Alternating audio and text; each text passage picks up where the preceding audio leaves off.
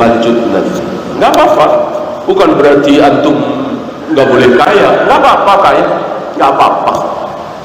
Tapi jangan sama dengan yang miskin. Yang miskin karena miskin ya dia nggak bisa sedekah. Antum yang kaya masa nggak sedekah? Ya haji, ya umrah, ya bangun masjid bisa.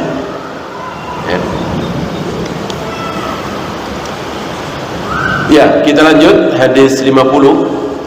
Wa 'an Ibni Abbas radhiyallahu anhuma qala.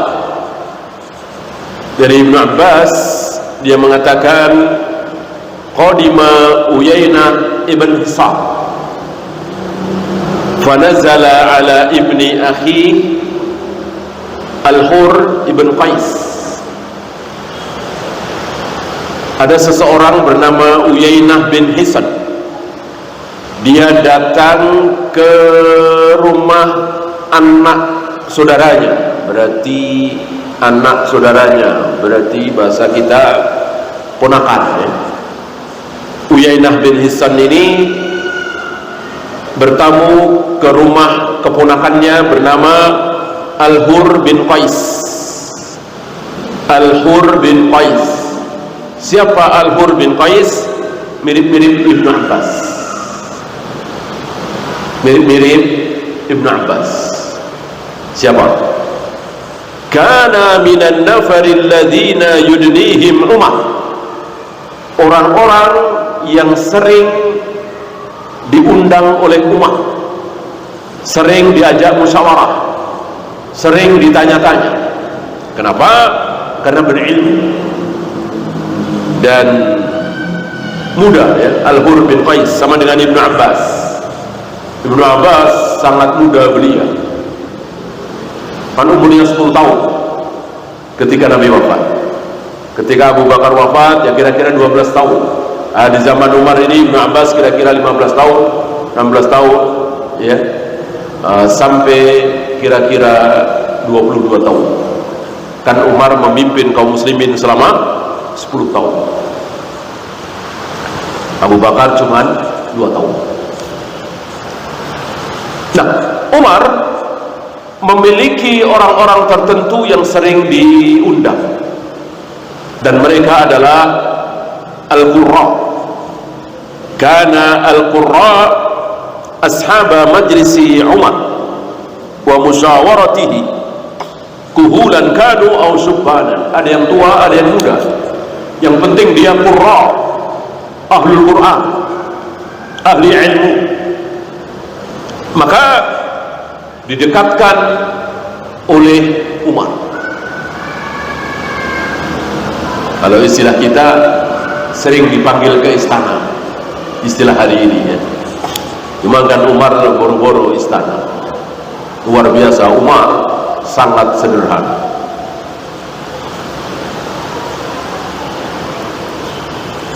Namanya ditakuti sampai Romawi dan Parsi ketika didatangi sedang tiduran di bawah pohon kurma. Dan itu sering sekali. Bahkan ketika penaklukan Syam yang sekarang menjadi Palestina, Yordan, Syria, Lebanon, itu dulu Syam ya. Nama Syam sekarang sepertinya kurang dikenal karena pecah-pecah itu ya. Ada Lebanon, ada Syria, ada Palestina, dulu Syam. Dan Syam ini merupakan ibu kota negara superpower hari ini. Apa? Romawi. Ibu kota Romawi, Syam. Maka orang-orang sedunia hampir kalau berdagang ke Syam ini. Contohnya Abu Sufyan. Belum tahu kisah Abu Sufyan diundang oleh Heraklius Azimur Rum, itu di Syam. Nah, akhirnya sesuai dengan nubuat Nabi, Syam ditaklukkan oleh kaum muslimin, dimenangkan oleh kaum muslimin, direbut oleh kaum muslimin. Begitu ya kaum muslimin hari itu, merebut, tak tanggung-tanggung, negara superpower direbut, ditaklukkan. Nah, itu di zaman Umar.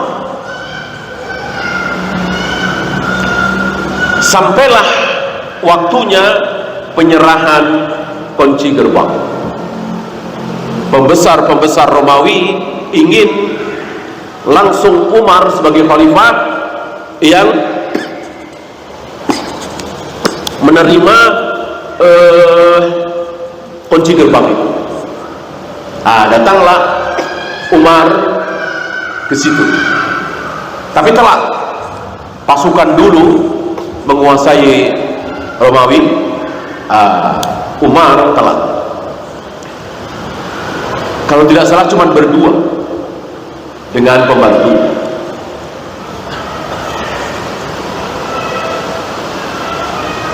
Nah, sampai dekat Syam, pintu gerbang, Umar dihadang oleh Abu Ubaidah bin Jarrah. Melihat pakaian Umar seperti itu, sangat sederhana, Abu Ubaidah mengusulkan, "Ya Amirul Mukminin, alangkah baiknya kalau Anda berganti pakaian yang bagus, karena yang akan menyambut Anda ini para mantri, para pendeta, para pastor, para petinggi Romawi, mungkin termasuk tertingginya. Maaf, kalau bukan engkau yang mengucapkan itu, wahai Abu Ubaidah, aku tampar." Marah Umar, diberi usulan seperti ini. Kamu jangan lupa, dulu kita ini umat dan bangsa yang hina, jangan hina, nggak dikenal dunia. Istilah kita sekarang nggak ada di peta, tidak dikenal. Yang dikenal itu Romawi Parsi, Quraisy, Arab, tidak dikenal. Kemudian Allah berikan kemuliaan kepada kita gara-gara apa? Gara-gara Islam. Gara-gara Islam. Maka wajib bagi kita berbangga, berbahagia, merasa besar dengan Islam, bukan dengan pakaian. Bahkan ada riwayat satu lagi, Umar tidak naik unta, justru yang naik unta pembantunya. Umar berjalan. Ada cerita dhaif bahwa Umar ingin adil, ya, 100 meter Umar jalan, pembantunya naik, 100 meter lagi Umar naik, pembantunya jalan. Tapi cerita ini dhaif. Yang saya apa? Umar penat karena terus di atas kendaraan, ya istilah kita pengen lempengin kaki lah, pengen menggerakkan kaki, menggerakkan badan, jalan aja. Karena unta kan mubazir, nggak ada yang menaikin. Umar mempersilahkan pembantunya untuk naik. Nah, di saat itulah penyambutan berlangsung sampai kepada yang menyambut. Pas dalam keadaan seperti itu, Umar bin Khattab yang namanya luar biasa seantero dunia, berjalan kaki nuntun unta, pembantunya naik unta. Ini karena penat saja, ya, konon ya, entah benar atau tidak, karena ada di kitab mereka, katanya ada di kitab mereka bahwa di Baitul Maqdis ini akan dikuasai oleh seorang raja yang ketika masuk sini dia jalan kaki, pembantunya naik kendaraan. Katanya ada di kitab mereka, wallahu alam, tak benar atau tidak. Yang jelas itu kejadiannya, tapi bukan gantian ya. Kalau yang gantian ceritanya tidak sahih. Nah, ini sedikit tentang Umar. Nah, Umar ini banyak memasukkan orang-orang yang ahlul Quran, ahlus sunnah untuk diajak musyawarah. Salah satunya siapa tadi? Al-Hur bin Qais. Al-Hur bin Qais. Nah, Al-Hur bin Qais didatangi pamannya siapa tadi? Uyainah bin Hisan. Uyainah bin Hisan. Kata Uyainah, ya ibna akhi, wahai anak saudaraku,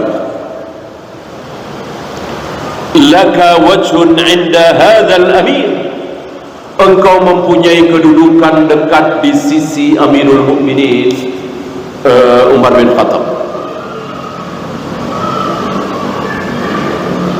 Fasta'zan li alaih, tolong mintakan izin kepada khalifah agar aku bisa masuk menemui beliau. Fasta'zana, ponakannya ini Al-Hur bin Qais enggak curiga,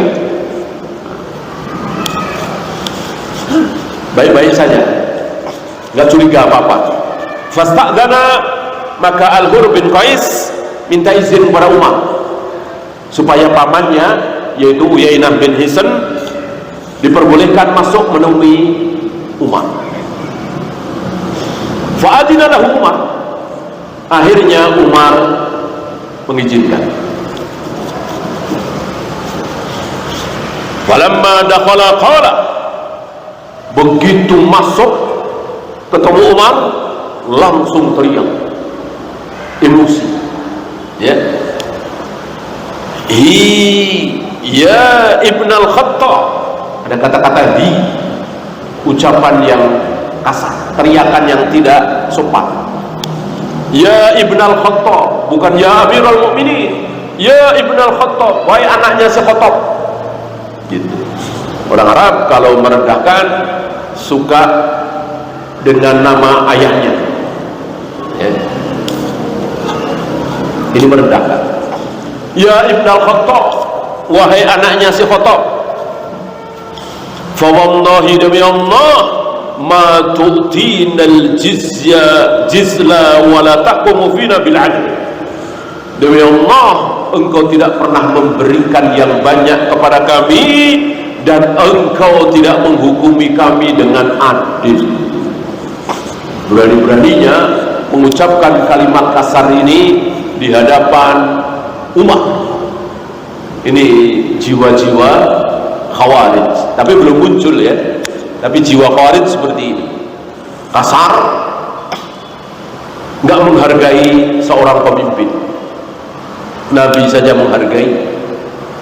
Min Rasulillahi sallallahu alaihi wasallam ila azimir ruh. Lihat, azimir ruh. Surat ini dari Rasulullah, utusan Allah, ditujukan kepada azimnya ruh, azim. Padahal al-azim itu kan Allah, pembesar ruh, dihargai, dimuliakan walaupun kafir. Ini sunnah Nabi SAW. Jangan membedakan penguasa, presiden, raja dengan rakyat biasa. Orang kafir membedakan, orang Khawarij tidak membedakan, disamakan saja.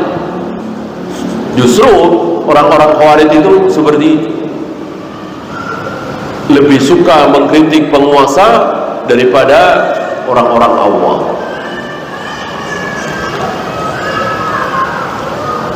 Waktu tiba Umar, langsung Umar marah. Umar manusia, bukan malaikat, bukan Nabi juga bukan, wajar marah. dibilang tidak adil, dibilang tidak memberikan kepada rakyatnya. Hatta hamma ayyuki abihi, sampai mau memukul, marah mau memukul.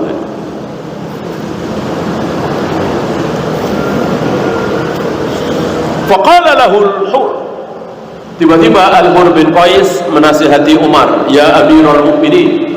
Nah, ini sopan dan sunnah. Wahai Amirul Mukminin,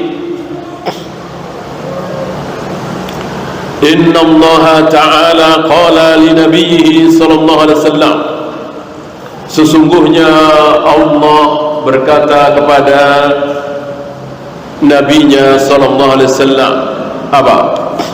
Khudil afwa wa'mur bil urfi wa'arid 'anil jahilin. Jadilah pemaaf, perintahkan yang ma'ruf, dan berpalinglah dari orang-orang jahil. Mendengar ayat ini, Umar langsung sadar. Mirip-mirip ketika beliau marah-marah, emosi, sambil menghunus pedang dengan mengatakan, siapa yang mengatakan Rasulullah telah wafat, akan aku tebas dengan pedangku ini. Padahal Rasulullah betul-betul sudah wafat. Itu masih ingat insyaallah ya. Diingatkan oleh Abu Bakar dengan sebuah ayat ya. Wa ma kana Muhammadun illa rasul qad khalat min qablihi rusul. Muhammad itu cuma seorang rasul, bukan Tuhan. Sebelum beliau ada rasul-rasul, sudah banyak rasul-rasul, semuanya mati. Maka jangan tidak terima kalau beliau wafat. Maksudnya begitu. Langsung sadar Umar. Itulah orang saleh, itulah orang berilmu. Ketika emosi, ketika khilaf, langsung sadar. Ketika diingatkan dengan ayat, diingatkan dengan hadis. Itu ciri-ciri orang berilmu. Wa inna hadza minal jahilin. Al-Hur menasihati lagi, wahai Amirul Mukminin, ini orang jahil. Pamannya itu ditunjuk orang jahil. Wallahi ma jawazaha Umar hina talaha. Demi Allah, seolah-olah Umar baru dengar ayat itu. Jadi begitu dengar langsung diam. Padahal Umar hafal Al-Quran. Wa kana waqafan 'inda kitabillah. Hafal Al-Quran. Tapi ya begitulah. Ketika marah lupa. Ketika diingatkan sadar.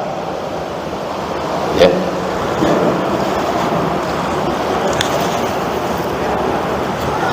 Akhrajahul Bukhari, hadis ini sahih riwayat Imam Bukhari. Fikul hadis,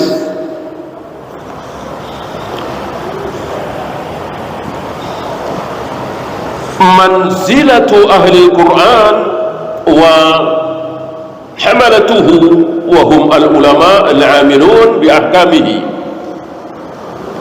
lal mutakassibuna bi tilawatihi. Kedudukan ahli Quran, yaitu para ulama yang faham terhadap ayat-ayat Al-Quran, bukan orang-orang yang mencari uang dengan mentilawahkan Al-Quran. Apa yang diperingatkan oleh Nabi terjadi di akhir zaman. Suaranya bagus, bacanya bagus, tajwidnya bagus, makhrajnya bagus, diundang ke sana kemari untuk membaca Al-Quran dan diberi upah. Ini tidak pernah terjadi di zaman sahabat, tabi'in, atba'ut tabi'in, ya. Kecuali mengajar, dari pagi sampai siang, sampai sore dia mengajar anak-anak Al-Quran. Kalau dia nggak mengajar, dia bisa dagang, dapat uang, kerja. Bahkan dengan mengajar, berhakkah dia dapat upah? Berhak. Dan itu difahami oleh kaum salaf. Ambil contoh Imam Syafi'i. Ibunya Imam Syafi'i minta maaf sama gurunya Imam Syafi'i.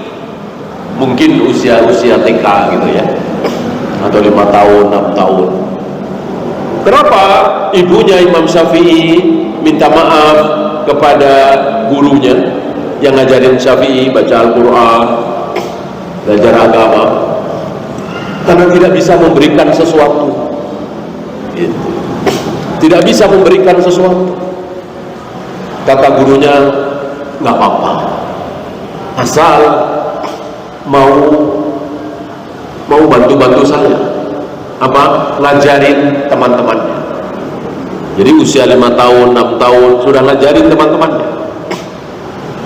Al-Imam Syafi'i. Ini menjadi kebiasaan kaum salaf, bahwa orang yang mengajar, orang yang kehilangan waktu dari pagi sampai siang sampai sore, wajar diberi sesuatu. Adapun membaca, tidak. Membaca, azan, sholat, ini ibadah-ibadah makdo, tidak pantas dan tidak layak diupah. Beda dengan mengajar. Mengajar bisa berjam-jam. Kalau baca seperti itu paling setengah jam. Kelamaan saya kira setengah jam. Paling 1/4 jam, 10 menit di acara-acara tertentu. Ini yang diperingatkan oleh Nabi SAW. Jadi Ahlul Quran bukan itu. Ahlul Quran itu yang tahu isi Al-Quran. Ini maksudnya apa? Khudil afwa wa'mur bil urfi wa'arid anil jahilin. Maksudnya apa? Manansah min ayatin aw nunsiha. Maksud ayat ini apa? Mansuh di sini apa? Dilupakan di sini apa? Nah, itu Ahlul Quran. Bukan tajwidnya bagus, makhrajnya bagus, suaranya bagus, lalu dilantunkan. Itu bukan Ahlul Quran.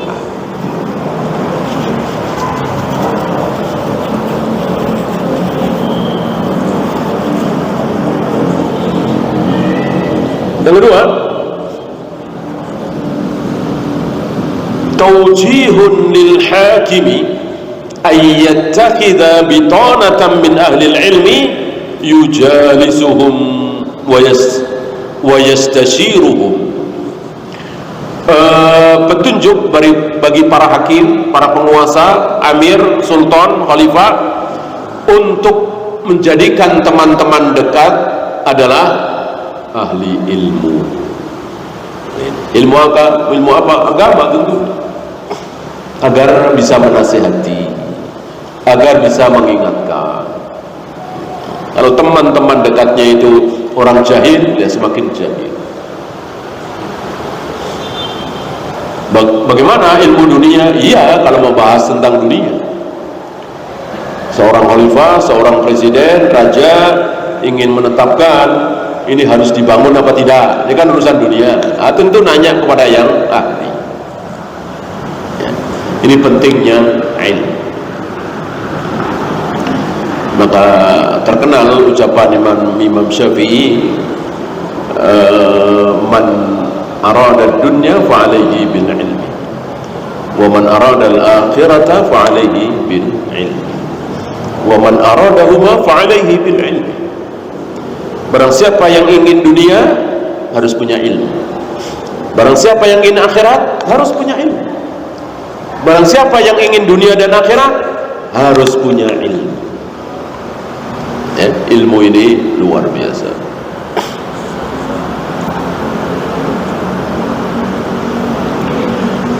Kemudian ra'yu ahli ilmi la yakunu bihawa wala limaslahatin bal yakunu nusratan lillahi wa rasulih.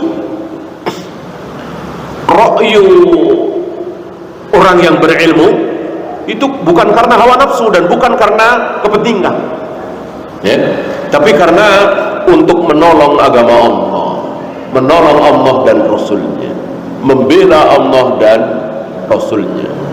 Fal haqqu ahabbu ilaihim min anfusihim wa abaihim wa abnaihim wa ashiratihim. Oleh karena itu kebenaran Al-Quran dan Sunnah syariat lebih dia cintai daripada dirinya sendiri, ayahnya sendiri, anak-anaknya sendiri, keluarganya sendiri. Ini ciri-ciri ahli ilmu, tidak mengutamakan dirinya sendiri, beda dengan orang jahil. Kemudian tahabbabal hakimu li ahli ilmi wa ahli masyuratihi bi ay yastajiba li tulabatihim ma lam yakun fihi maksiyatan. Hakim, raja, khalifah itu melakukan sesuatu yang disukai oleh ahli ilmu. Apa yang diinginkan oleh ahli ilmu selagi itu bukan maksiat. Kalau maksiat tentu tidak boleh. Maka berapa banyak khalifah-khalifah itu selalu memuliakan ahli ilmu. Ada kisah menarik ketika seorang khalifah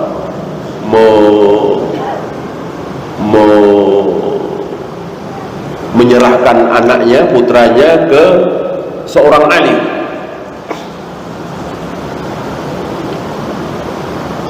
Dia tersinggung oleh seorang alim yang berbuat kurang baik terhadap anaknya, ya. Si khalifah ini bisa memanggil, namanya khalifah, ya, dan insya Allah alim ini mau datang. Tapi enggak, dia datang sendiri ke rumah alim ini, menanyakan tentang anaknya. Ya, kalau bahasa kita mungkin anak saya salah apa kok dijewer, apalah, mohon dididik, mohon diarahkan gitu. Tidak mentang-mentang dia khalifah memanggil, tapi dia sendiri yang datang.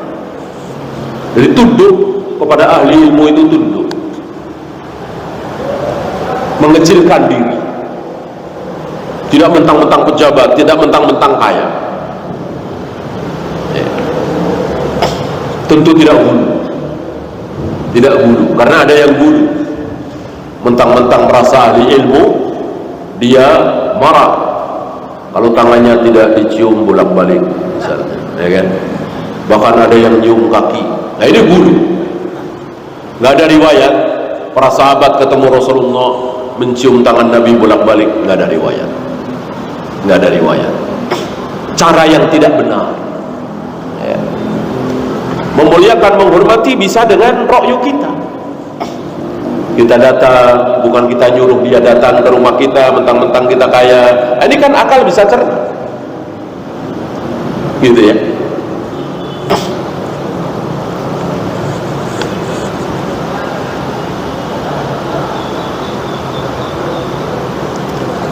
Mankibatu Umar ibn al-Khattab radhiyallahu anhu bi annahu kana waqafan inda hududillah mumtathilan li awamirihi la yatazawazuha wa la yata'addaha. Kedudukan Umar, keutamaan Umar, bahwa dia waqaf. Waqaf antum tahu kan? Berhenti. Inda hududillah, di hadapan batas-batas sudut.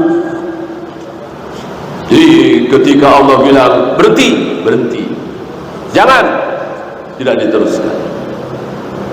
Umar ahli ilmu, maka melaksanakan apa yang diperintahkan oleh Allah dan menjauhi apa yang dilarang oleh Allah. Kemudian hikmatul alimi fi tadhkiri imamihi. Orang alim itu punya hikmah ketika mengingatkan imam. Ini ciri-ciri orang alim. Beda dengan anak-anak muda khawarij, imamnya, presidennya, khalifahnya dicaci, dimaki, dikata-katai. Ulama tidak seperti itu, ahli ilmu tidak seperti itu. Ya. Itu khawarij. Biasanya dia jauh dari ilmu, yang keluar dari mulutnya apa? Cacian, makian, hujatan, lakop-lakop, gelar-gelar yang tidak baik. Seorang ahli ilmu tidak akan seperti itu. Dan percayalah, dengan kita mencaci, memaki si fulan di mata manusia, kita sendiri yang rendah. Ya, maka jangan ada cacian, makian. Bahkan Tuhan-Tuhan yang disembah selain Allah kan mestinya pantas kan dicaci maki, kan Allah satu-satunya Tuhan. Ini ada Tuhan lain, Siddhartha misalnya, atau apa Brahmana, atau apalah yang disembah. Boleh kita caci maki? Boleh? Tidak boleh. Kenapa? Fayasubbullah, nanti bisa-bisa mereka akan balas mencaci maki Allah. Maka jangan caci maki, walaupun itu batil. Tuhan-Tuhan itu batil, tidak boleh kita caci maki. Caci maki bukan hujah ya. Kalau hujah boleh, seperti Nabi Ibrahim. Kenapa kalian sembah batu yang mati, yang disuruh minum nggak bisa, disuruh makan nggak bisa, bahkan ditanya nggak bisa jawab kan? Ini bukan caci maki, ini hujah. Beda ya. Cacian tentu antum tahu seperti apa isinya.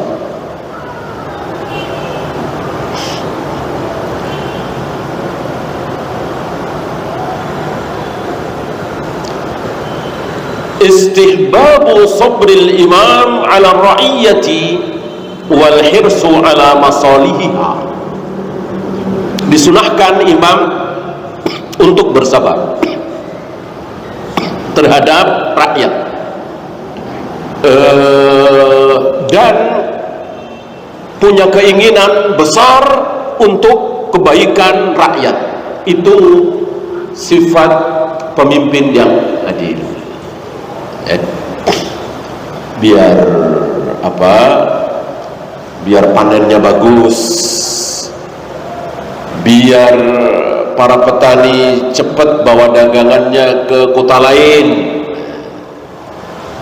biar petani-petani harganya tidak turun, maka dia lakukan ini. Walaupun banyak yang mencaci maki, biarin. Salah satu ciri pemimpin tidak takut dicaci maki. Biarin dicaci maki. Yang penting dia melakukan sesuatu untuk kemaslahatan rakyat. Ini salah satunya. Ya. Mungkin Uyainah bin Hissan ini dirugikan oleh umat, ya, sehingga mengucapkan kalimat itu. Demi apa? Demi kemaslahatan orang banyak. Kan kaidahnya begitu. Demi kemaslahatan orang banyak, rugikan satu orang, dua orang gak apa-apa. Gitu. Artinya dia rugi, dia nggak mau pindah dari situ. Padahal sudah dikasih ganti rugi atau ganti untung. Sebab kalau dia pindah dari situ, ini dibikin pabrik misalnya, atau dibikin jalan misalnya, ribuan manusia, ribuan warga diuntungkan. Nah, dia dirugikan 3 orang, nggak apa-apa. Maksudnya dirugikan, dia nggak mau kan, dengan sukarela, paksa. Ini kaidahnya seperti itu. Maka kalau berharap semua rakyat mencintai 100%, mustahil. Ingat ucapan Imam Syafi'i, ridhon nas ghayatun la tudrak. Ridho manusia, disukai oleh manusia adalah sebuah cita-cita yang tidak mungkin tercapai. Maka antum jangan pernah punya cita-cita disukai oleh manusia. Bercita-citalah disukai oleh Allah. Insya Allah itu bisa tercapai. Ya.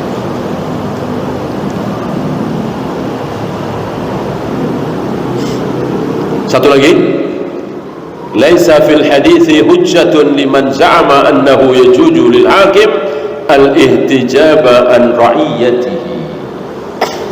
Hadis di atas tidak menunjukkan bahwa seorang pemimpin boleh menutup diri dari rakyat.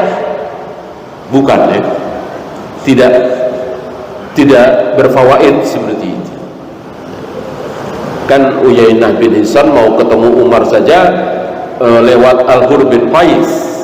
Nah, berarti Umar nggak gampang ditemuin, nggak ke masjid misalnya, kan 5 waktu beliau ke masjid, bisa didekati, bisa ditanya-tanya, gitu. Jadi tidak benar orang yang menyimpulkan bahwa pemimpin harus menutup diri dari penguasa, dari rakyat. Jadi kalau ada rakyat harus dibentengi dengan alasan keamanan dan seterusnya. Ini tidak benar. Ada pertanyaan?